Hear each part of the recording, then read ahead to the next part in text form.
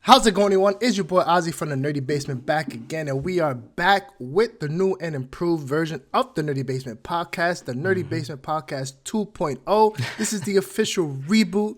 I am a host, and joining me, as always, is my co-host. What's up, guys? It's Eddie. Well, thank you for coming back. Yeah, we're back. We're back with the podcast. We're excited to give you guys some new reviews, some new episodes. You guys can catch the podcast. You know, we'll talk about release schedule in a little bit, but it'll be streaming exclusively on YouTube for free for everyone, including ourselves, because hosting a podcast is quite expensive. But either way, this is not our first attempt to come back. We have a funny little story, right? We might as well tell the people the real stuff, right? We did a trial run, as like we like to say, exactly, and it didn't work out right. It didn't work out to our expectations. You know, I think we had a little chip on our shoulders, and we forgot that things take a little time to set up. Yeah, pretty much. And you know, you gotta do some little, you gotta do a little test runs. You gotta do sound checks and all that, and some what the media people will call pre-production. Yes, you know what I mean? Yeah, exactly. we have to do the pre-production. We have to check equipment, check our Wi-Fi signal. Make sure that we're just in a good place to actually start off everything. And exactly, you got to worry about lighting. You got to worry, especially when it's remote. You know what I mean? Because if it was in person like we used to do it, then that's a completely different ball game. What was that? That was a 1.0, because then we had 1.5 when we went remote for COVID. And now we're in 2.0. Hey, look at that. We have literal seasons, you people. Look at that. Literal seasons. We've grown with the times. You know what I mean? But yeah, that first episode of 10, we really try to, salvage whatever footage and audio. It was more of a footage issue than an audio issue. Yes. We're strictly focusing on video podcasts now instead of just audio podcasts, which is why we're only going to be streaming it exclusively on YouTube. Yeah. Obviously you'll catch clips of that on social media. It'll be on our TikTok page, on our Instagram and stuff like that. But we couldn't really salvage the footage, so we decided not to go forward with that particular episode. And it was a great episode, honestly. I was thinking back on it. It was really great. We had not lose a beat. Yeah, there was once we got past through the intro, we started getting into the the meat of the content we were talking about. Things just started coming out naturally. We felt good, and our some of the stuff we said I think was awesome. I feel like other people haven't really talked about stuff like that, at least in our perspective, and I think that's where why we wanted to come back, man, because it's like we miss talking about it. Our just like anybody else's opinions and like reviews of stuff and everything are just as important and all that. We like our saying too. We have some good thoughts, people. I don't know, and hopefully you agree. I believe we do. But yeah, again, that also covers why the pod is being rebooted. Again, it's just more seamless. The transition to video content is we're just trying to keep up with the times. You know what I mean? Like, not everyone wants an audio podcast anymore. Everything's all video now, so we're just trying to keep up with the time. It's something we've been trying to do for years, and we just haven't really found a comfortable medium or a comfortable way that works for us doing this remotely to kind of get that ball rolling. But now we found it. Hopefully we can stick to it this time, and we have you guys' support, which every episode that comes out, which again, we'll be bi-weekly. We're not doing weekly podcasts anymore just because we have hectic lives. We're parents, we have our 9 to 5. We have an adult life that we have to take care of. You know what I mean? So, and, also trying to consume the content that we know and love and everything as much as we can. That's another thing. That's I think, one of the harder parts in this whole ordeal is that we just don't have the time with our busy lives and schedules like everybody understands. There's just so much content out there to consume, and us trying to consume all that content to keep up with it. I remember that, like, if it wasn't because it was COVID back those other 2 years, we would not have been able to like do as much as we did. But we also don't want this to become more job-like for us in the sense, like, you know what I mean? We don't want it to make that's the difference. We wouldn't mind doing this as a job, people, that, but we don't want it to make it feel like it's work. I don't want to have to work to consume the content so I can talk about it, because then eventually, everybody gets a little fatigued. and we don't want that. Exactly. We want to enjoy ourselves. We don't want burnout. That's we it. don't want the Yeah, burnout. nobody wants to burn out. So especially me, and I'm coming from a guy that usually always complains about this. Even back in 1.5 of season, I am so behind on comic books, Ozzy. I am still so behind on comic books. Every time I read like 20 Story in of your 1 life, week, bro. yeah, I read 20 in a week, and then all of a sudden, guess what? I just bought another 20. I'm like, I gotta stop. I have a problem. I have a problem. I have so many comic books to read and full box. Like one of my short boxes is right under me right now. 150 comics right there, and they're all unread. And there's a stack bro. on top. That's the life of a comic book nerd. That's the life of a comic book nerd. You know what I mean? The word. So, You preach to the choir. yeah, exactly. So yeah, so this episode, as you guys see in the title, we will be talking about Superman, James Gunn's Superman to be specific. We will be diving into spoilers. We'll do it kind of how we used to do it back in there. We'll give our initial thoughts for about 5 minutes or so, and then we'll fully dive into spoilers.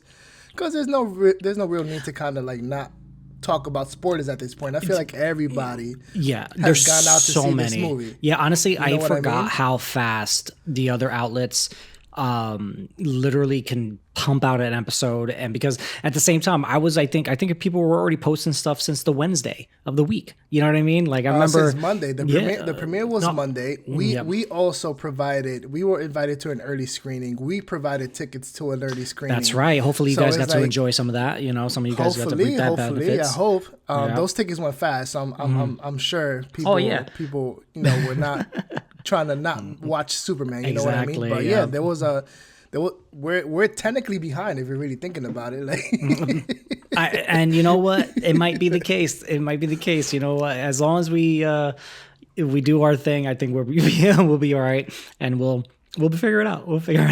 Yeah, no, for sure. But yeah, let's get into Superman. Yes, please. You want to get into your initial thoughts first, or? Oh man, well, you know what? I'm gonna keep it short and sweet because I definitely I can't. I don't think I can have this conversation without talking about spoilers. It was just phenomenal. I had such a great time. Like it was. I saw a 9 a.m. film. This is the first time I went to the movie solo. It was a very different experience for me, by the way. And yeah, you got to tell me about that. It was very different. It was not full. Like, it was more than I expected. But at the same time, it was just that I'm used to always going with my boys. You know what I mean? I always have a little small. I have at least one person with me half the time. So that, normally I'm always being bothered by one of them. Like, hey, what did they mean by that? Like looking for the comic book references, and I'm just like, I can tell you later. Let's watch. I was like, but there's something about it. I was like, there's something cool. But it was so well done. Hats off to James Gunn and the cast and crew. I believe they really found something, a very special story right there, and it felt genuine, and it was just like it had like the very good mixture of like, this is a comic book, like this is based on a comic book, you know what I mean, how he placed all these other characters and all that pretty seamlessly, still showing that they're not always in the fray, and I thought that was awesome. And again, like I think as an overall, this was this was a success in my opinion. Like I think it was so well done. Simple as that. Yeah, no, I agree. I know we talked about this in our previous attempt of putting out a first episode of the podcast. We had a pretty good segment where we kind of dove deep into the excitement that we personally had for Superman, and the expectations that we have for Superman, the title change and things like that. But going in, I had some pretty high expectations, I would say, and I feel like they were all exceeded. You know what I mean? Like I knew it was going to be a good film, but I wasn't sure how good of a film it was going to be, or how good the movie was going to make me as a viewer feel. You know what I mean? That's why we go to the movies. You know what I mean? Like, how is this movie going to make me feel as a comic book fan, as a nerd? And then that hope, that goodness, and like you said, that this film felt genuine to Superman. You know what I mean? Like, you can tell James Gunn has a true appreciation for the character, for comic books as a whole, the genre, and also just filmmaking. You know what I mean? Being able to transition the source material that he pulled from, that he tried to adapt to some degree, and transition is so beautifully and so seamless to the big screen. It was like, whoa. Like, granted, this is the guy who also gave us the Guardians trilogy, which is Yes. one of the best trilogies in The MCU. in the MCU. You Yep. know what I mean? Especially with Guardians 3 that just came out not that long ago, you know? Guardians 3 was I obviously think the a bar, masterpiece. I think the bar was set high. Gunn has set the bar high for himself, but he exceeded that bar. He surpassed it. You know what I mean? And it was great. The cast was great. The visuals were great. Granted, there was a couple wonky CGI shots, but that's not going to take away from my personal viewing experience. I'm not going to be one of those hecklers that just like, the CGI was trash. I did not enjoy the movie. You know what I mean?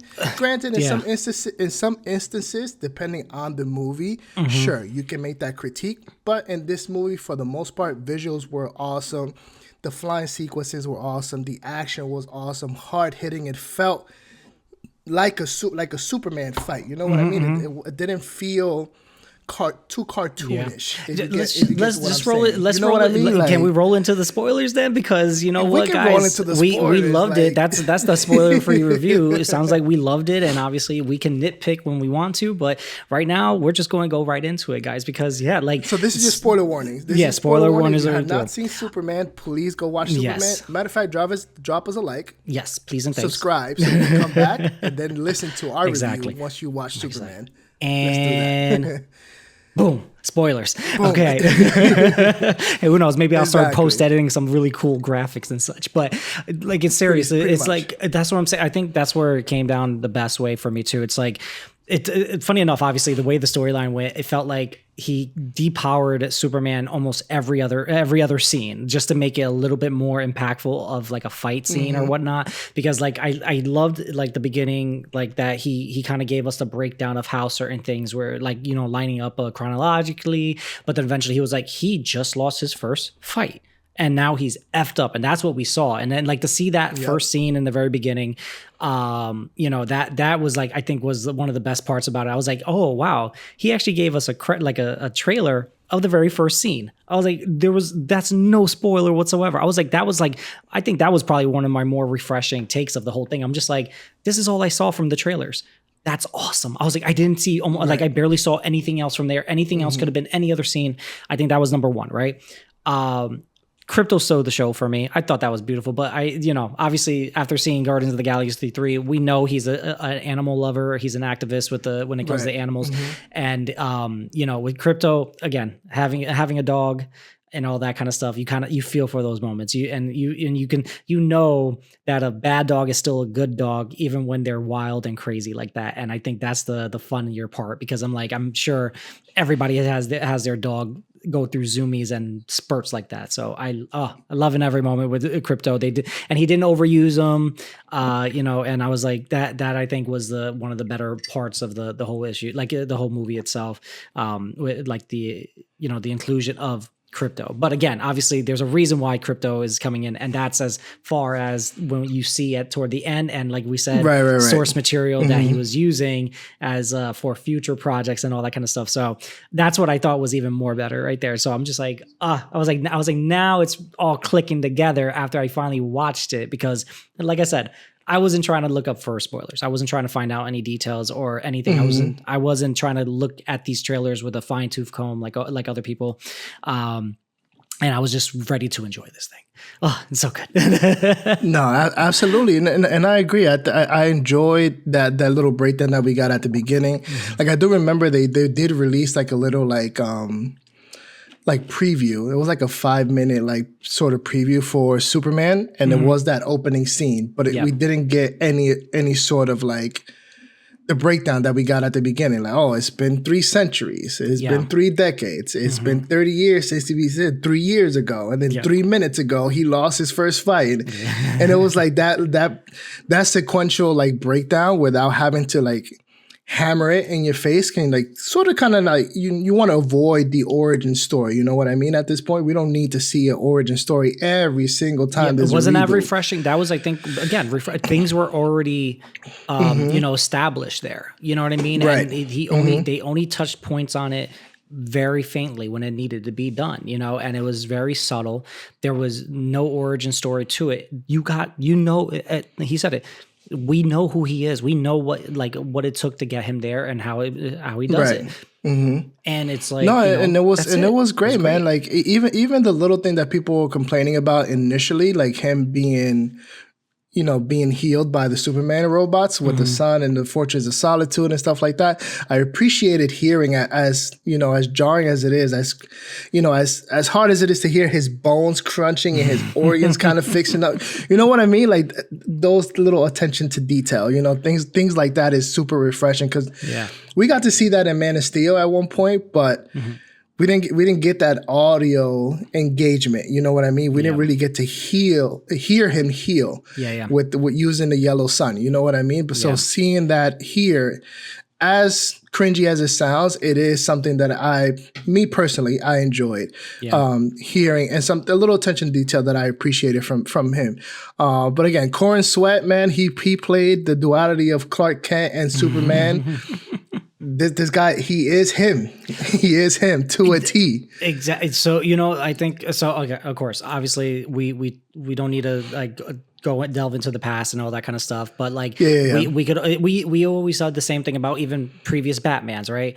There's usually they always play one side of the coin better than the other, right? I think he had a great balance. I love his look as Superman. Is very like, obviously this is a good looking guy. He's strong. He's huge. Like what is he, like over 6 feet or something like that? He's like 6. I think he's like 6'4" or something like that. Something. So tall man and everything like that. Already has the height for this character, and the brawn and all that kind of stuff.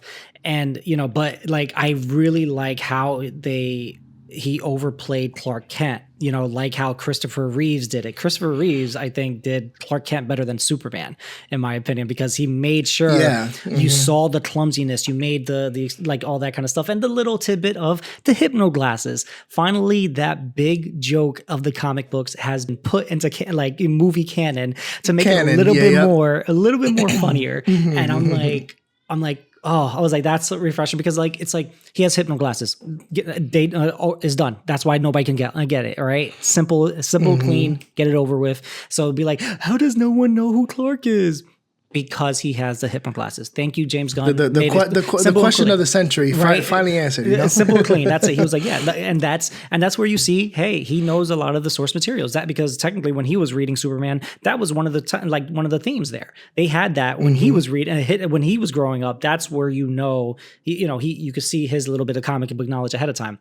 That was already like established when he was younger. So that's the cool thing. Now he's actually using it in here, and that made it fun. And again, obviously, it set up for other jokes later on, which made it great because I don't get me wrong, I still hate the haircut, but I love Guy Gardner. Nathan Fillion, honestly, the haircut did not look that bad in the final product. I'm gonna say that. What was it? 380 other women. What was that? It did not look that bad. It did not look that bad. Would I like to see Guy Gardner in a more accurate Green Lantern costume? Absolutely. Yeah, but. The Justice Gang. Let's talk about the Justice Gang a little bit because Mr. Terrific was amazing. Literally Guy terrific. Gardner, of course, he did great. Amazing. Yep. Hawk Girl, I feel like I think she needed a little bit more to be used. I feel like she needed a little more work. She could have been used a little more. But again, I'm not sure. Her movie. I'm not sure. Yeah, exactly. It's not her movie. I know she's coming out in Peacemaker, so I'm not sure if he's saving more of Hawk Girl for Peacemaker. True. Same with Guy Gardner. Or if it's just going to be that little, unless it's just for that one little trope moment and everything of them talking shit about Peacemaker. No, because that's the only thing I saw there. So hopefully they do get a little bit more than that for his series. But that's neither here nor there. But yeah. That's one of my few complaints. I don't have many complaints about the movie, but that would be like my only big complaint is that I feel like Hawk Girl was a little undercooked and underdeveloped. But again, it's not her movie. That's okay. Yeah, and see, that's what I was saying. Like, it's like you can still have these characters in there. They don't need to play as huge as a role because again, this is not their movie. But obviously, Mr. Terrific was in that movie because Superman needed the brains to help him fight other brains. You know what I mean? Suppose you know what I mean? He couldn't obviously do all brawn to it. So this one, I do appreciate that. He also still, showed that he's vulnerable, like, Superman wasn't fully, perfect, but then also like in the comics, he goes above and beyond to try to save every person, every little thing, him saving a little squirrel to, saving the dog, on top of the kid, and then also wanting to save the monster in the beginning, because obviously that monster had nothing. The fact that he was trying to defeat it without killing it, some of speaks volumes. It's part of what Superman does, you know what I mean? And unfortunately, we didn't get to see that in previous versions of him, like, you know what I mean? But it was a different story. It was a different Superman. And throughout the whole years, there's so many different versions of Superman. Shit, right now they made a brand new Superman in the Absolute Superman storyline. The Absolute universe in DC right now. That's brand new characters again. These characters can be envisioned so many different ways, but I digress with that. This Superman is a Superman that we're very used to seeing and reading about in the comic books, because he has that power to try to save everyone, and that's always been his fault and his greatest asset. His greatest strength. You know what I mean? It's he wants to save everyone, and I think that just shows it. And those little sort of, like I said, when he did when he saved the squirrel, and the squirrel did his little. He was like, holy shit. I was like, that was great. I was like, I love that. And it was, I really feel like, hold on, matter of fact, let me look through my notes. It's, it didn't feel, it was such an easy watch, right? Because like in such a good way. Like, and that's why I think it's going to resonate with a lot more fans, because obviously you don't need to do homework for it. Like James Gunn always said, always kept on reiterating to everybody, but also it just is it's fluid. You just keep on going. You just watch scene by scene and nothing felt wasted. I don't think there was really that many scenes that I felt like, I'm like, that shouldn't have been there. You know what I mean? Like, or I could have done something different. I don't think so either. I didn't feel that. I did enjoy the transitions in between the scenes. It felt very like live action Justice League type thing. Oh, like, those animated series, like the transition from like, oh, we finish here, boom, right into the action. You know what I mean? Like those types. I enjoyed those transitions, and it was much more engaging. You don't, you know how sometimes you get the transition, you're like, okay, we kind of got to build up to the next scene. It's like, no, boom, you're right in the action, or you're right in Lex Luthor's face, being a D1 hater and trying to, exploit Superman some way, somehow. You know what I mean? So it was so great. Good. Yeah, it was just so good. It was great. Speaking of Lex, I think Nicholas Hoult did an amazing job with Lex. I really appreciated this version, because as impressive as he is being the smartest guy in the room, he also showed his flaws as, an envious creature, because he's like, I have all this, but they still love him more. And I want what he has too, of course, obviously using the times with a bunch of brainwashed monkeys to spread hate on the internet. I was like, dude, I was like, how much more real do you need to make things? that was so meta, bro. I was loving the Twitter that. warriors. Oh my that was God. literally, yo. I loved it. It was like, I'm like, damn, James. Like, are you trying to tell me something without telling me something? Because I feel no. It wasn't even subtle. He wasn't even trying to be subtle with it. He wasn't. That's the crazy part. He was directly taking shots at the people who talk shit about him and at him all live long day on social media. That's exactly who he was attacking with. That gun is not jammed. You know what I'm saying? Like, nope, that gun is not jammed. Oh, he was taking shots. It's wild, you know what I mean? Wild. And I'm just I like, loved it. Oh my, I was like, damn, I was like, well said. And it was just, like I said, like every little subtle moment, little tidbit here and there, it was good. It was just fluid. You felt things were happening correctly. They used I'm actually really happy with how they used the characters as well. I think one of my favorite things and the biggest win I think that they did do was that they didn't make Ultraman more than what he was. Even though he took the name Ultraman, he was a clone. And they kept it as simple as that. He didn't bring anything into the multiverse. He didn't try to say anything about him being, from Earth 3 and shit. Like, I think that was the better. And obviously they didn't do anything like, hey, it has to be Henry Cavill in there. just because it's another tall guy. I'm glad. I'm glad. Yeah, exactly. I'm glad they didn't do that because that would have been. I feel like that would have sparked more debate between the whole Man of Steel, Superman, James Gunn, Snyder bullshit that we get to see online every single day. And honestly, it's exhausting. So I'm glad he didn't do that. You know? Honestly, I think even if he had the chance, he wouldn't have done it anyway. Like, remember, he's trying to break out from anything in the past. And and that's where obviously James Gunn is very good at it. And obviously there's so much of James Gunn in it. So that's okay. All right, my little tidbit, obviously. It's like, okay, I was like, you don't need to keep on giving me like music suggestions throughout the film. You know what I mean? I get it. There's some, you love punk, and I love you, James Gunn, for loving punk and all these other bands, the Crab Joys. It's hilarious. I think it was cute. It's funny, but I'm like at the same time and using, but but I guess in one way or another, it's just like anything else. Art, it defines a lot of people. Him being a punker, it's Superman's punk type of thing because, it's more punk rock to be a good person than it is to be the angsty one. And I think that was where he was bringing that out into it. I'm like, God damn, man. I was like, you're good. I was like, you're good. But also like, again, I'm like, you didn't need to use, one of your favorite, bands and everything like that into the movie just to sell that point to me personally. But I think that's the silly things, right? It's like my nitpick is not even toward any of that. And one thing I will say, I don't know, did you watch it in IMAX by chance when you filmed it? You watched it, I mean?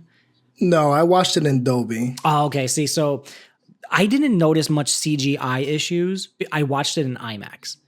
So it was like, because like I was hearing from other people, they were like, obviously he shot it in IMAX and 75 millimeter and all that kind of stuff. He did it in all these things, but they were saying he definitely suggested to, if you can, watch it in IMAX. And I think that definitely elevated the experience as well. Like, don't get me wrong, I heard also 4DX is incredible. Like trying to, when you're going with him flying everywhere and all that kind of stuff. Yeah. And, but, I'm sure. Yeah. But I don't have that type of money right now, but no, 4DX absolutely. 4DX is expensive. But my A-list doesn't cover that. You know what I mean? So. Not yet, right? But so that's what I'm saying. I think most of those like little things right there, you might not even notice it through IMAX because like you're experiencing certain scenes a little bit differently. So I would probably say, hey, if you're going to do a second watch, probably watch it IMAX. I'll probably jump in and watch it again in IMAX if I go. Oh yeah, there's definitely going to be a second and third watch for me. I'm going to do my best absolutely. To go see it. Absolutely. It was fun. Again, I don't have much nitpicks about the movie. Honestly, the only Hawk Girl was a little undercooked for me. Metamorpho was also a little undercooked for me because like we had, and the only reason I say that for me because we got multiple articles over the past month or so saying, oh, we're gonna see a little bit of his origins in this. I didn't need a full-blown origin story for Metamorpho. We got baby Joey and whatever. I think that's the baby's name. We got hints at Simon Stagg. We got Stagg Industries and stuff like that. We did get to see Stagg's daughter, Metamorpho's wife and stuff. I feel like there was just I wanted to see a little more. I honestly don't know what more I wanted to see, but I did want it to be utilized a little more other than that one scene, that big scene within that pocket dimension. You know what I mean? And I really wish it would have just been the Phantom Zone to some degree, but I think he's maybe saving that for later. This could have been like a glimpse of getting some sort of Phantom Zone to some degree at some point. Yeah. But you got to remember, Lex never really did anything with the Phantom Zone. I don't think he ever really learned how to get into it besides stealing everything. I don't think he never accessed it. Yeah, he never. So that's why he had to do his own pocket. Yeah, that's why he had to do it. That's my thing. Yeah. So if my knowledge serves me right, I don't think he ever accessed it. But I think that could be just little hints. That could be me just reaching because I know comic book stuff. You know what I mean? Yeah. But we did get hints of the multiversal stuff. Like it wasn't outright in your face. It was very subtle because Mr. Terrific hinted at those things and whatever.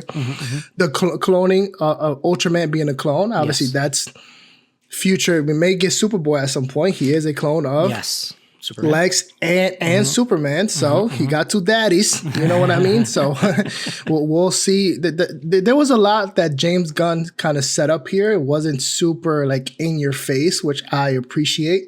You know what I mean? Like like the stuff that we just mentioned. We also got the connective tissues to Peacemaker. Yes. We got more stuff, connective tissue to the Lanterns and stuff like that. We got Supergirl at the end. So that's I do want to talk about Supergirl specifically in a little bit. Totally. Because I was geeking out for specific reasons. Oh, yeah. We also got the Hall of Justice, which was super, super huge for me. Of course. Yeah, obviously, everyone who knows the Justice League, they operate out of the Hall of Justice. This also has ties to the Justice Society, which we did get a huge mural. He did not reveal the whole mural within the hall. You know what I mean? But we did get to see a lot of the Golden Age heroes from DC on that mural. Because remember, they said it in his little reel in the very beginning.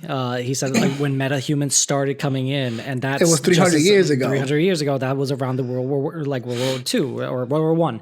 You know what I mean? Like that's when they started jumping in, and that's where metahumans started. So it was like Superman just came in as the strongest thing ever. You know what I mean? Like exactly. You know? So me being a huge JSA fan, watching, we've covered Stargirl, the live action series, multiple times in our tenure of the Nerdy Basement. So it was like seeing those characters on that mural. I'm like, there's hope to see them at some point, or the new iterations of those characters. You know what I mean? Like, I'm excited. That was an exciting scene for me because it was the Hall of Justice. You know what I mean? So geeking out, and obviously that's where we get Guy Gardner making the jokes about telling everybody about the hidden glasses, and that's like obviously boom, it's done. Nobody bringing it up. Love that he was an idiot to the fact he was like, so he's Clark Kent, and like, are you kidding me? Like, but that's what I'm saying. Why does he trust everyone? I was like, yeah, no, it's just because that's Superman. That's Superman. That's just him. You know,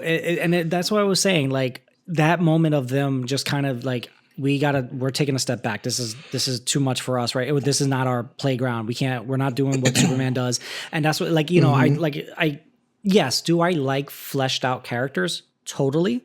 But I like them fleshed out in comics because I know there's going to be more for us to hear from the comic book, right? But in the movie wise, again, you know, Hawkgirl, Metamorpho, Guy Gardner, you know, Green Lantern and Mr. Terrific, this is not their movie. And, you know, I like seeing that they're just there and then they're helping when they need to, and also staying out of it when they need to, you know, because it's like even Superman too. Like I appreciated that one moment where they were fighting that the intergalactic imp and whatever. That was my favorite thing. That was my favorite part. The fact that Superman kind of sat back, like, nah, they got that. Literally drinking cocoa. They got that. He was like literally drinking cocoa. He chilling with his girl, and he needs a little pick me up with his girl, which we all need. We all need. You know what I mean? He can't blame Superman. He was looking for his dog, and he's just like, he was like, no, they got that. And obviously, I would assume it's, you know, that's probably Mr.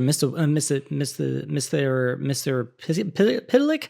There it is. Is that, you think that was the reference to the intergalactic imp that he was talking about, or do you think this is a different reference? I think so. Maybe a subtle hint to it. You know what I mean? That's what I'm thinking. We could be reaching, but again, comic book knowledge, and it just gets the theories flowing and shit. You know what I mean? Yeah, exactly.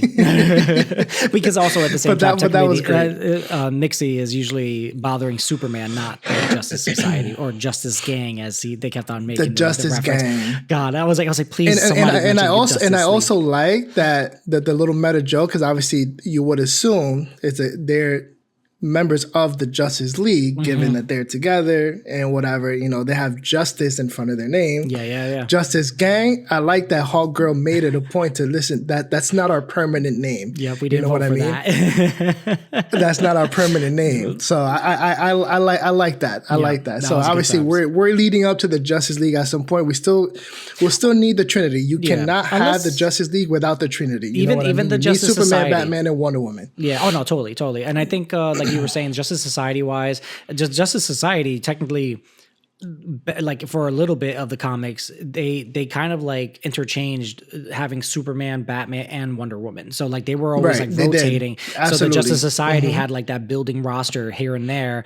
but it didn't focus just on the Trinity. So I think that's probably where James Gunn is going, because like you said, he's not in any rush to bring in Batman. He's not in rushing to, he's probably trying to get in Wonder Woman a little sooner, but at the same time, he has other characters that he wants to focus on and, you know, bring into the fold and give us brand new stories, because that's why we got Metamorpho. That's why we got Hawkgirl. That's why we have Guy Gardner instead of Jon Stewart and Hal Jordan, because we know those guys a little bit more than Guy Gardner in at least live action. And obviously they have the side HBO Max series for Hal Jordan and Jon Stewart. So they'll have their own time to shine. And,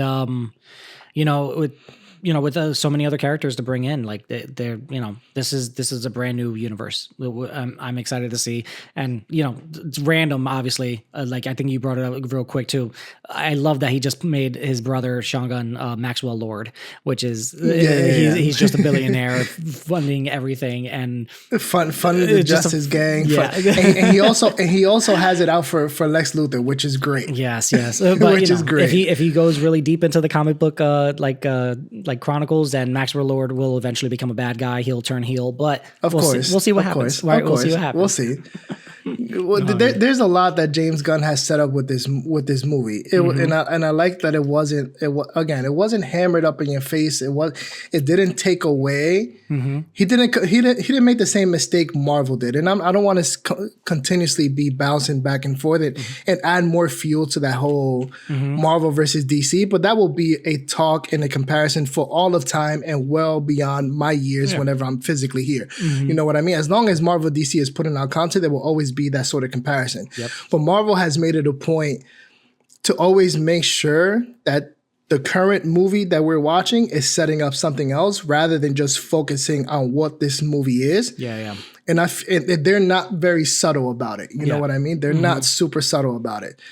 James Gunn, on the other hand, with Superman at least, was very, in my opinion, very subtle about it. It's like, okay, I saw Peacemaker. Cool. I didn't need much else. I didn't need a whole scene with Peacemaker to know that some of these characters are going to appear in Peacemaker.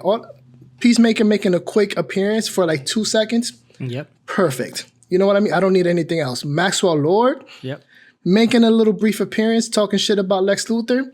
Perfect. Yep. I don't need anything else. You know what I mean? You're setting things up, but you're not all up in my face. You're not hammering it in my face. You know what I mean? And you're not taking me away from what the story I'm experiencing right here, right now. Yep. You know what I mean? Even with the Supergirl cameo. That was it. And then here's our geek out moment. Everybody knows where this story, her movie is going to be. Her movie's next.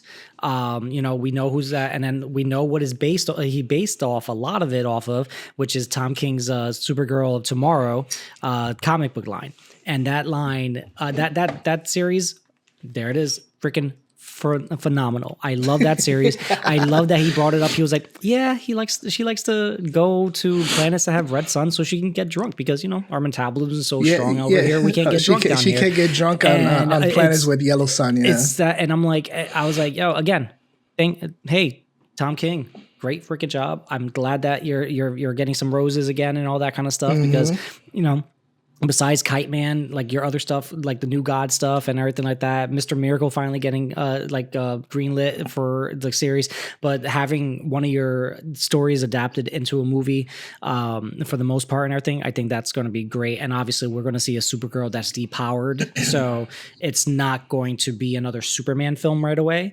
This is going to be a Supergirl film where she eventually has powers again, and it's not the whole film. And I'm sure it's going to be hilarious because for the most part, she's going to end up being drunk, unfortunately. No, for the most part. And that's one thing I appreciated from that brief little cameo was all the mannerisms, her language. She's cursing like a sailor. Like she is just drunk, belligerent. You know what I mean? Like she's joking. She doesn't train her dog, and she doesn't train her dog. And that's where it was. It was like, that's why I think I love more because I was like, That's why he says that he's like, he's not my dog. And I'm like, he is your dog, bro. I was like, why are you being an ass? And then all of a sudden it's like, he was dog sitting. Oh, I was like, he was dog sitting because, for his cousin, no less. Because I think there's always been a mix between storybook writers, depending on the, the reboot. Sometimes Crypto is with Clark already, or sometimes Crypto's in his own ship and he went off a trajectory, and then Clark finds them like one day. And then there's the other version, technically then there's the other version that Crypto comes down with Supergirl, and it is her dog. But then the Supergirl, like with the Tom King version, that one is pulling off of what they did they said in the comics is Superman just didn't want her to be alone doing this, so he told her to bring Crypto with her. So that's how the Supergirl story, the Woman of Tomorrow, goes, because it's not really like he's still Crypto. That's still Superman's dog, but obviously he's the dog, the family dog. So he was like, you know what, if you're gonna go do this, take Crypto with you. At least you have somebody with you. So I thought that was freaking amazing, and I thought it was cute as hell. And then of course, like such a hyperactive dog, hilarious. And I think that those moments it was great, man. That little brief Supergirl moment was great. You know what I mean? And and just Millie Alcock. I mean, I was a little skeptical at first when they announced that she was playing Supergirl, but now seeing her in costume and seeing her for that brief little cameo, I was like. I see why James Gunn did not audition anyone else, and he just wanted her and her only. You know what I mean? It was just he saw her, and that's it. That's my Supergirl. Yeah, you've seen House of the Dragons. Absolutely. She has her acting chops. You know what I mean? She knows what she's doing, and she has range. And I think next time I'm going to do a nice little side by side, because there's definitely going to be character shots released eventually. I can't wait to see that side by side with her and Clark Kent. Well, her and Superman. You know what I mean? I want to. I feel like they will feel like they have a nice chemistry as like a side by side of superhero cousins. You know what I mean? And I think I'm excited to see that, because I feel like I'm like, I was like, I could see that, cousins. And, it's still, again, Supergirl is supposed to be a smaller girl that is just as strong as Superman, maybe stronger to a point.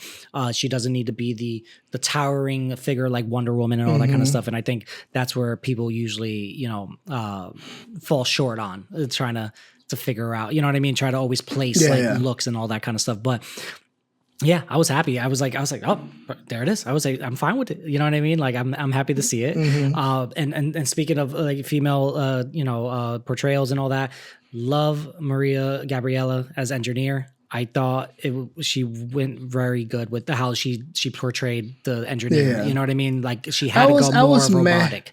Well, that's the thing, right?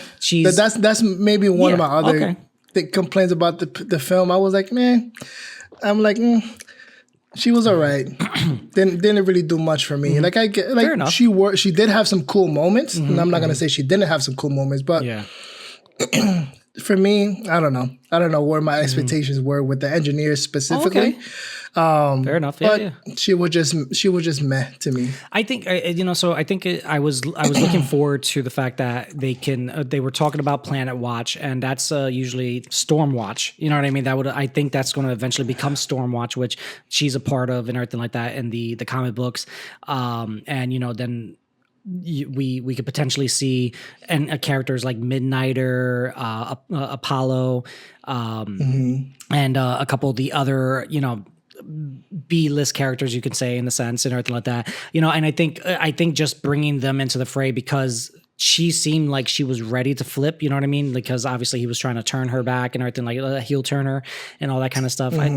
Damn you and Miguel for giving me all these wrestling terminologies. The heel turn is but it makes sense. It makes sense, obviously. So it's like, I think that was. I think she'll have a change of heart, given that she wasn't outright killed by Superman. Yes. And she was knocked in out the movie. Yeah. She was knocked out. Heart was beating faintly, but I think she'll have a change of heart. I do still hope that we do get the Authority to some degree. Yeah. Because that James Gunn had announced an Authority movie with her in it and the rest of the team, but he kind of remember, like, Stormwatch and Authority. She's been a part of both of them, and technically they're.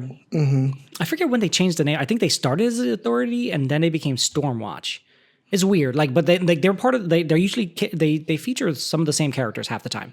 Like I said, Midnighter and Apollo are two of the other ones that end up in Stormwatch with her, and vice versa. I guess it was just probably depending on the writer and stuff like that. Or is Authority more the one that? Because the government brought them in. I always forget. It's been a long time since anything. Again, I'm not too keen and too familiar with the Authority and some of their storylines. So I can't input my 2 cents or my theories. Fair enough. Yeah. Again, I just want to see what he does with her next. But I do see some sort of heel turn. Not heel turn. At least to go back to wrestling terminology, a baby face turn. Okay. You know what I mean? Yeah, she's gonna turn baby face. Yeah. and here's the thing too. Like when it comes to the Authority.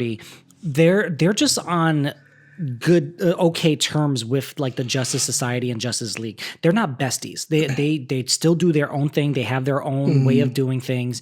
And again, one of the big things is they're fine about, literally taking out like bad people. You know what I mean? When it's necessary. Yeah. So it's like that's where you get those little the altercations in the future. And I think that's where, how she's been portraying, they were portraying her in there, she understood. She was like, yeah, I need to help save the world. Lex is giving me the tools to do it. I sacrificed my humanity for this, I think to make sure that we could take him down. But she did it under false pretenses because that's what Lex does. He's a manipulator when he needs things to be done.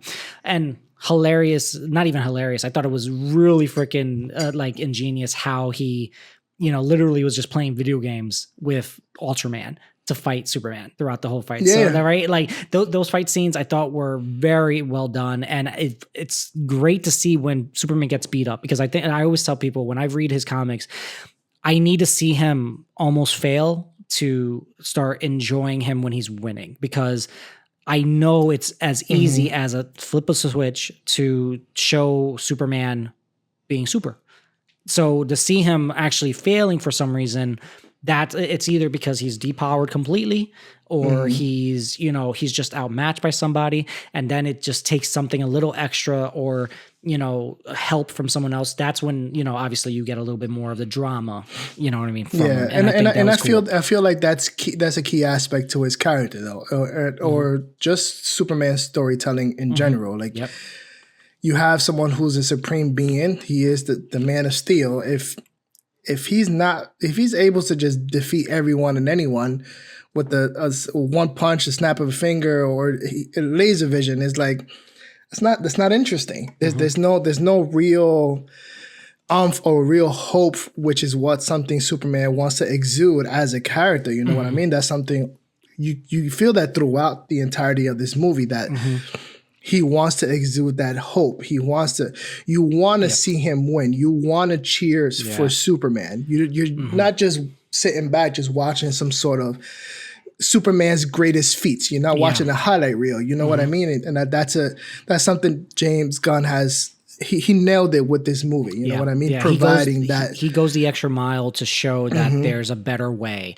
And just because he knows he can take him out like a second, he's like, doesn't mean he has to. He doesn't. He doesn't have to. You know what I mean? And that's where I think where it comes down to, like, it was a good scene when even Mr. Terrific felt he was just like. He was like, we shouldn't even need to be here. You could have taken this guy out in seconds and all that kind of stuff. Like, why are we trying to save this thing? He was like, and then it shows toward the character, and that's, I think, one of the coolest things, because that's the whole point. Superman doesn't want to just kill just because he can. He wants the chance to, have the discussion, try to work a little harder to keep people safe, but also give these things a chance. This monster alone. Move it out of the way. Right. And funny enough, like, it was interesting, right? Like, I thought, like, you would think, I guess, like, he couldn't figure out a safer way to move him, but you also saw that he struggled holding up his foot when he was getting stepped on and all that kind of stuff. Like I want to say this Superman isn't like stronger than other iterations of Superman. You know what I mean? He's as strong as he is, he still is not that much stronger, right? Like, you know what I mean? And I think that's all due because he's still early on, and as Superman, he's only been theoretically super, or has come out as Superman he's only been active as Superman for 3 years. So I don't know if that is playing into how strong he is. I don't know. You know what I mean? He's in his 20s. You know what I mean? That's established in the movie. So I'm thinking he may still have some time to get even stronger. Yeah. You know, which is why he was kind of somewhat struggling with the kaiju. He struggled with Ultraman as when he was impersonating the Hammer of Arabia. You know what I mean? I feel that's why, you know, that's the first fight he lost. You know what I mean?'s still freshly new. So I think that's why. You know what I mean? But yeah.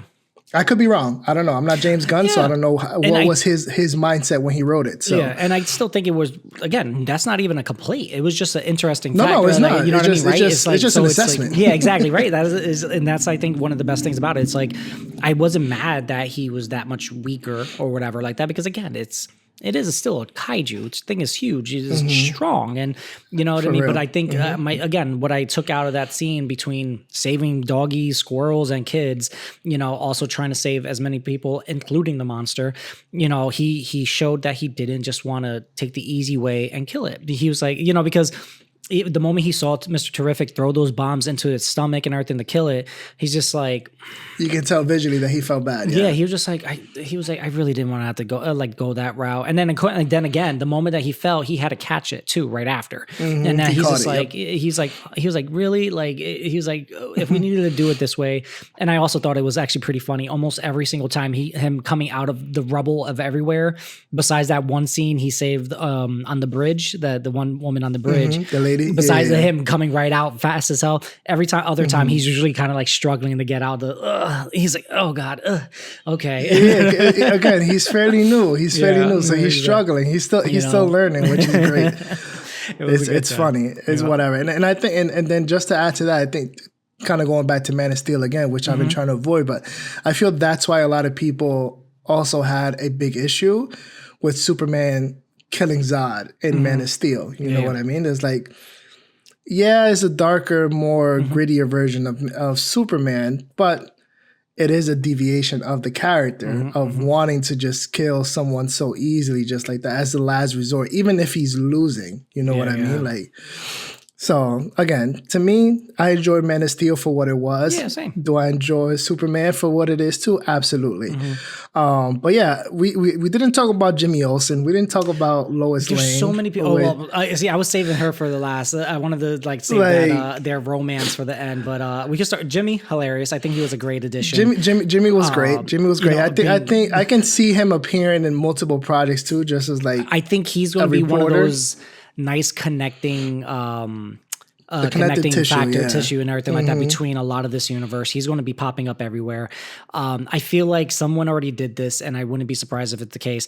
When he's scrolling through his phone, I bet you someone saw, hey, did you happen to see this name in the thing? Probably one of his sources, or like another superhero that James Gunn is planning to bring in, or other names of certain characters that we know from the comics. And you know, because Jimmy becomes a friend of a lot of other characters in the comics, and usually he just, like I said, like he hangs out with everyone from Supergirl to occasionally Robin and Batgirl, I think, in recent stuff. Like there's Jimmy Olsen literally has his own story, like comic book line. You know what I mean? Every so often they'll give him a mini series of 6 like literal adventures with Jimmy Olsen type of shit. And it's hilarious. And I think that's he's going to be a very good character to use in this universe. Actually, I'm really excited to see that. And absolutely, it was awesome. He was and fun. He's freaking, he was fun. He's a suave guy. I just wish he had his bow tie to really seal the deal. I think that was the only thing missing. Yeah, that's all he needed was the bow tie. You know, he has the swag and everything. He's a ladies' man. Yes, you know what I mean? Dealing with mutant toes. You know? Oh God, she was funny. She was. I think. I didn't. You know, so I didn't know who his source was. I genuinely did not know who it was. I didn't even think it would be her for some reason. I didn't think so either. Yeah, and then all of a sudden it was, and I'm like, I love it. It's hilarious because I'm like, I could see the cringe from him. I mean, he's like, I'm only doing this for work. I'm doing this for work, but at the same time, he did have some like very deep feelings for her. You know what I mean? So it's like obviously he's not a full asshole. Deep down somewhere. Deep down somewhere. So I think, I mean. Yeah, Lois Lane, Rachel Brosnahan, man, she nailed it. So well she done. absolutely nailed it. Nailed it. I think they had very good chemistry. They looked really good together. That interview of theirs, I was like, even I got angry. I felt I was Clark in that moment. I'm like, well, why are you saying it like that? You know what I mean? You're supposed to be on my side. I'm like, and I was like, fuck. I was like, she's good. I was like, she's good. And like, this is well done. She nailed it. She absolutely nailed it, bro. Absolutely, from start to finish, she nailed every aspect of Lois Lane, how headstrong she is as a woman, as a reporter, a journalist, like and how she challenges, Clark, and what I absolutely loved it. We didn't get the smoking, which is something that's kind of trademarked to her, but she did eat a lot of junk food, a lot of sugary stuff. Probably doing that. Yeah, I think that's him changing it up from the from that trope and everything like that. The stress, stress eats and stuff like that. Yeah. Again, all the mannerisms, the way she portrayed Lois Lane was absolutely incredible. One of my favorite parts of the movie, and again, the dynamic between her and Superman, David Corn Sweat, was just immaculate. And I see why James Gunn was like, he's been on multiple interviews saying like we screen tested a lot of pairings because like his whole thing was like, we need to nail the dynamic between Lois Lane and Clark Kent / Superman. You know what I mean? So a lot of the casting was doing screen tests of pairs to get actors who will possibly portray Superman and Lois Lane. Yep. And David Corn Sweat and Rachel Brosnahan just absolutely nailed it in their screen. And the testing, believe it or not, was the interview scene. No way. Was the interview scene. And he was like, he saw that dynamic and he was like, no, that's it. I found my Lois Lane and I found my Superman. That's with wild. that scene. What a scene to screen test. Yeah. They do their screen test on. That's wild, actually. It's like, and it's perfect though, because like in that aspect, it's real because they're a couple. She knows he's Superman. The world doesn't know he's Superman. He's pretending to be Superman in that interview. She's pressing him as she would press anyone she's, interviewing. He's not liking it. It's like you said, you're supposed to be on my side. Why are you wording things that way? Yep. Why are you asking me that? I'm telling you things that I would tell you only because you're my girlfriend.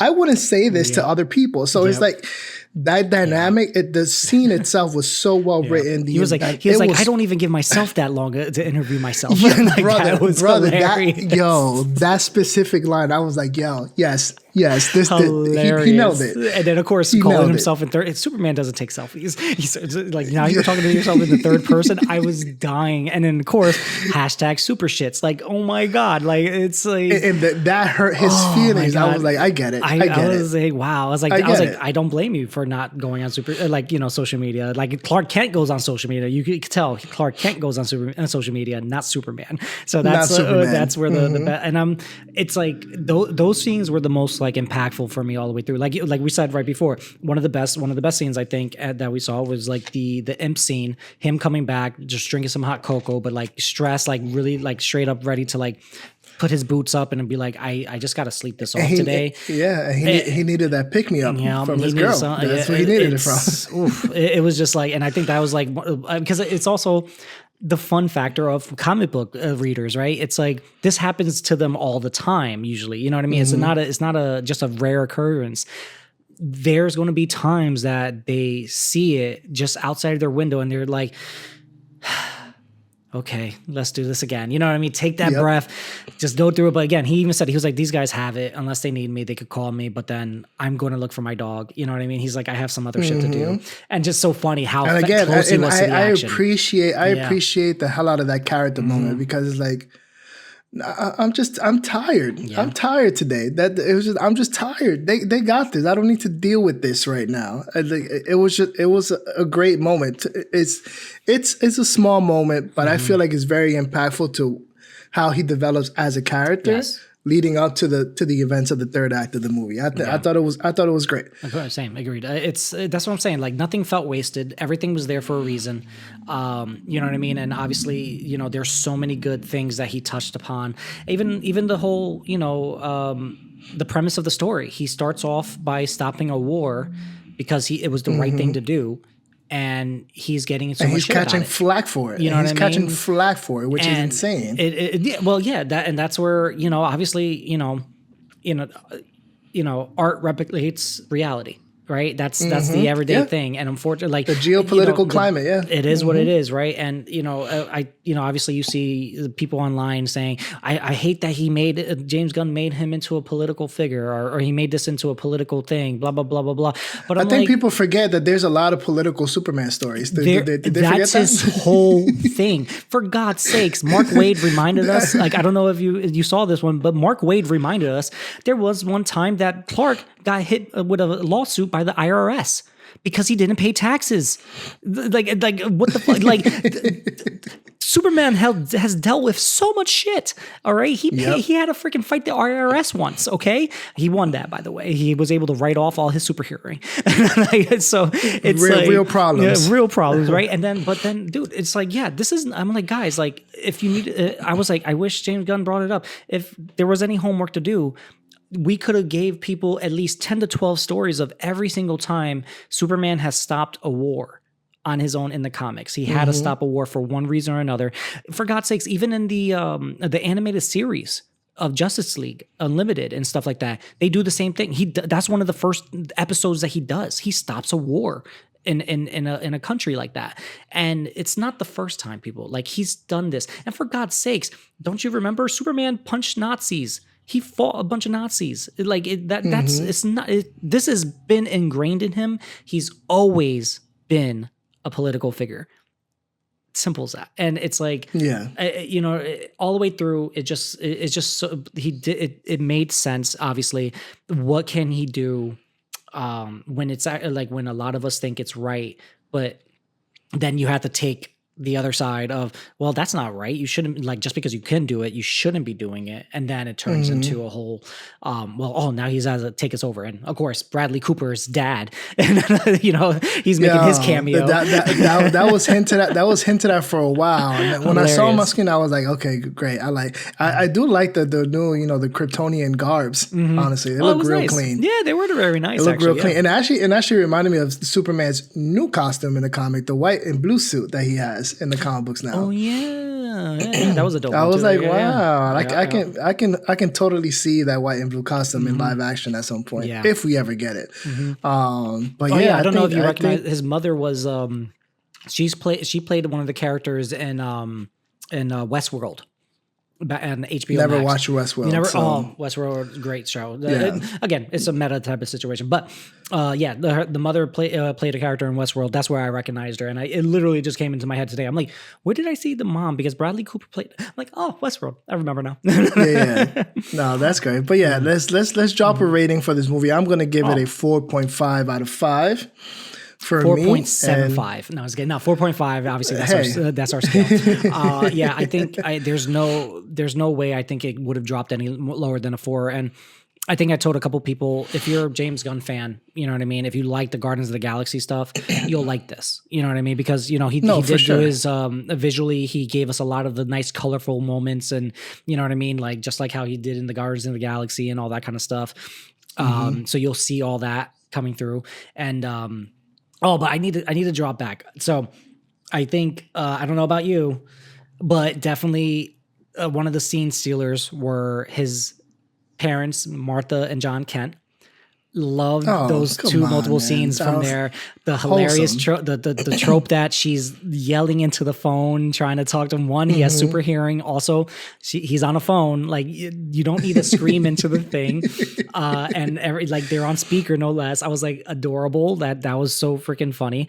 The speech with him and Papa Kent. Yes, I'm glad that Papa Kent was not killed in this movie. Oh yeah, I think that was also refreshing. Once again, not another origin story trope and all that kind of stuff. Normally he lasts a lot longer. You know what I mean? And then at the end, when he's like, when he was healing again, and he's like, he wants to hear the message of his parents. Yep. Initially, you're thinking it's his parents from Krypton. Yeah, maybe he cut it off again or whatever. Yeah. It's a highlight reel, or a wholesome ass highlight reel with Mama and Papa Kent. Yeah, or I thought like he was going to be like, no, I'm okay without that. And like he was like, play, but then he started showing all him being raised by them. I'm like, Oh, I was like, that's so genuine. You It's know, like, obviously, come on, Gunn. Come on, Gunn. Pull out the heartstrings always. Exactly. I'm like, and then even the statement he made, he was just like, it went about he was like, it's not the parents' job to tell the kids what to become. It's the parents' job to help them become who they're meant to be. And I'm like, of course, I'm like, or I think it was something along like give them the tools. Yes, give them the become tools who they're meant to. along those. Like that. I'll be looking it up later to make sure, because this is literally one of those things I'm putting into my freaking repertoire. So when I need to talk to my daughter later in life, I'll be like, I have to drop that line. She won't remember it unless she starts watching the movie with me, and she's gonna be like, "You stole that from Superman." I was like, "No, I stole that from James Gunn." You know what's the great thing about being a comic book nerd and raising children? We can use a lot of the stuff we learned in comics to like easily. It's easily. It was funny. It's like they tell us there's no guide, but low key, comic books is a little bit of a guide. Fun story here. Side tangent. I was an officiate for one of my friend's weddings years back, and I let him read one of the things that I was saying or whatever like that, and he read it through. He was like, "Wow!" He was like, "This is amazing!" Like, what? Like, he was like, "This sounds so cool." Blah blah blah. He was like, you just made this up?" I was like, "Maybe," but then like where I got it from was a Batman comic from the early 2000s, and I forgot what the hell it was, but I was like, I took that line from there, and I was like, I knew no one would know that where I took it from or how I got it, but then it was definitely one of the showstoppers, and it was like one of my favorite things. I'm just like, if they only knew. That's great. I got this from a freaking comic book writer. I was like, it would have been amazing. So yeah, we have plenty of ammunition to use, but obviously I will source my stuff. I never take full credit for it, but it's always, I will take credit for the delivery and the timing when I use these things, because that's the only thing I've done it with my oldest. Like we've played a lot of Overwatch, and like I've used certain things, especially from the monk Zenyatta. He got some real Zen like quotes, and I was like, one of them is like, practice is the path to repetition is the path to mastery. Right? Yeah. So I've sat my son down and like, listen, when he's struggling with something, I'm like, listen, what is it that Zenyatta says? Repetition is the path to mastery, right? There it is, yeah. You know what that means? Practice. You gotta practice, my guy. You know what I mean? Keep on playing. Like, as simple as that. I love it. This is why we do it, guys. This is why we watch these things. This is why we consume it. Because we want these moments of like, oh, that makes sense. This helps me this time. Or we had just a full enjoyment. This movie, full enjoyment all the way through. I think from start to finish, man. That was great. Yeah, it's been one of those movies I've been waiting for a long time, just to. Like, it's, God, which one was the last one that I was just like, from start to finish, I was just like, wow. Like, and again, very different feel, very different tone. And I think that's where it comes down to. I'm like, I was like, I know I enjoyed a bunch of good stuff recently, but when you go to the movies, you see it on a big ass screen, you're with other people in the theater. Luckily, again, mine wasn't overcrowded at 9 a.m., which is great. Mine was crowded. Ooh. Every seat full at 3:00 in the afternoon. Yep. Couldn't have asked for it. And the fact that people would cheer whenever Superman came out on top, bro, that's cinema right there. Oh, that's nice. That's why we go. I think everybody, for us, I think in my theater was, because one, it was less, but I think everybody was still just waking up at 9 a.m. I think that's because it was like everybody, you still heard the little, the subtle moments. You're in like, you heard the little gas. You was like, oh yeah, absolutely, you know what I mean? Yeah. And then before we finish it off, like mid and post credit scenes, I think I'm happy that they didn't do anything special. I'm so happy. Like, just him sitting on the moon, reflecting, looking back on Earth was like hugging crypto. Was like, okay, I can deal with that. A nice sweet moment. Obviously, I think somebody made a poster of that scene already. So we knew about that. Actually, that was I think one of the first. I think it was one of the second picture he ever released. Oh yeah, the for Superman, one of the first teasers, was that shot. Yeah. Unfinished for the most part, but yeah, exactly. That shot. And then the last scene was just that one, I think, terrific and Superman looking at the cracks in the looking at the crack of the building. In the building. Yeah. And I think what was so genuine about it was because in the comics, Superman is usually so, hard on himself for being such a good person. And he was like, oh, why do I have to be like that? Like, he was like, I could have been more subtle. And it's like, how much more subtle can you be? Or like, how nice about it. He's like, but at the same time, what else did you expect him to do? Like, he can't push it in place anymore without breaking everything. Yep. Literally, It was just ripped in the fabric of space. And it was just a cute moment. It didn't need to be anything special. It was so funny. I think I wanted to say, like, I was looking around the screen trying to see. I was like, is there something I'm supposed to see? Like, is there something else he's hiding? I thought the same, but it was nothing. No, it was nothing. It's fine. Yep. It was fine. We don't need super setup every single scene. You know what I mean? Yep. But I think we'll get that in other movies and other projects, which is okay. Yep, totally. But 4.5 is my rating. 4.5 is your rating. We're locking that in. Yeah. Oh, we're locking it in. That's Nerdify certified, baby. Nerdify certified here at the Nerdy Basement 2.0 in our debut episode once again. Ooh. But yeah, that's going to wrap it up for this episode of the Nerdy Basement Podcast 2.0. Mm-hmm. The Return of the Nerds in the Basement, our Superman review. Yes, sir. James Gunn Superman review, to be specific. We'll be back in a couple of weeks. The next episode is going to be rather fantastic, if you know what I mean. You know what I mean? Yeah. I closed my eyes for that trailer, by the way. I still haven't watched anything else after that. But I watched a lot. Please, they actually released a clip of the Silver Surfer. I've watched it. The speech is incredible. I think I've but don't watch it. I know I seen the picture, but that's about it. And I left don't it at watch that. it. Yeah, I haven't don't seen watch anything it. else. But yeah, we'll be back with that episode. We'll be reviewing the Fantastic Four, the first steps. We'll keep it locked in. Make sure you guys like, comment, subscribe. Make sure you guys share the video. If you guys are following us on social media, or if you're not following us on social media, make sure you guys are giving us a follow everywhere. Also, check out our TikTok. Videos posted almost daily. Well, for the most part, the weekend I'm off on the weekends because, come on, I need some time to breathe. But follow us on TikTok and on Instagram and Twitter, Facebook, all that good jazz. We'll see you guys on the next one. As always, stay nerdy, my friends. Peace.